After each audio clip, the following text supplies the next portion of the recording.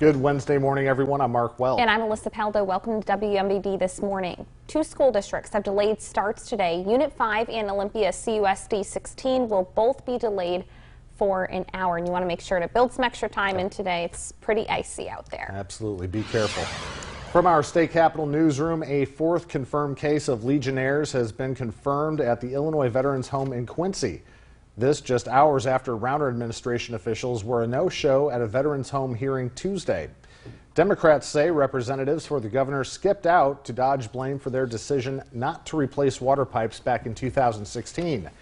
That was shortly after 13 residents died of Legionnaires. A spokesman for the state's VA director said the agency respectfully declined the invitation because of the short notice. Some Republicans called the hearing a publicity stunt. It's a press conference. It's a Democrat press conference, and it's a bit of a waste of time. The governor himself spent, what, 3 days in the home? 3 days? And what was the result of that? A press op. A 2016 report detailed how Legionella bacteria were festering in the pipes. That report estimated it would cost $8 million to replace the pipes in 12 buildings on campus. The Rauner administration said estimates to replace pipes in all 32 buildings would cost $25 million. New this morning, dozens of students from Marjorie Stoneman Douglas High School are in Tallahassee to fight for gun reform. The students arrived in the state capitol Tuesday, the same day the Florida State House voted down a measure to consider a ban on assault weapons. Accused gunman Nicholas Cruz allegedly used an AR-15 to kill 17 students and educators in Parkland, Florida last week. President Trump holds a listening session at the White House on school safety today. Yesterday, the president signed a memo directing the Justice Department to develop regulations that would ban so-called bump stock devices. Bump stocks, which convert semi-automatic guns into automatic weapons, were used in the Las Vegas mass shooting last fall. A former nurse, now in the Illinois State Senate, is calling on lawmakers to ensure more security at hospitals. Senator Laura Murphy wants hospitals to install metal detectors at each entrance. She says in many cases, nurses are afraid to be at work and security is the least the state can do. Security workers say there's often an open door policy at hospitals, making it hard to know who is coming and going beyond visitor check-in.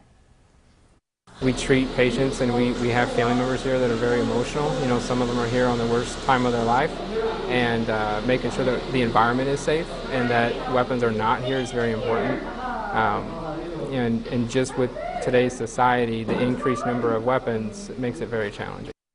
Opponents of the bill say it's an unfunded mandate. Governor Bruce Rauner says his new pension plan will save you $1 billion, but school officials say it could be at students' expense. His proposal will shift pension payments to school districts who say they can't afford it. Critics, including some Republicans, say this plan will inevitably hike property taxes. Representatives with the State Association of School Boards say the other outcome could be cuts in student resources. Rauner says he'll give schools tools to combat this, including more money and local control of property tax levies. WMBD is your local election headquarters. Gubernatorial candidate Jeannie Ives is making a stop in Peoria today. She'll be speaking to the Central Illinois chapter of the National Association of Women Business Owners at Mount Holly Country Club tonight at 5:30. Now, the meeting is open to the public, but you'll have to register at nawbo.com first.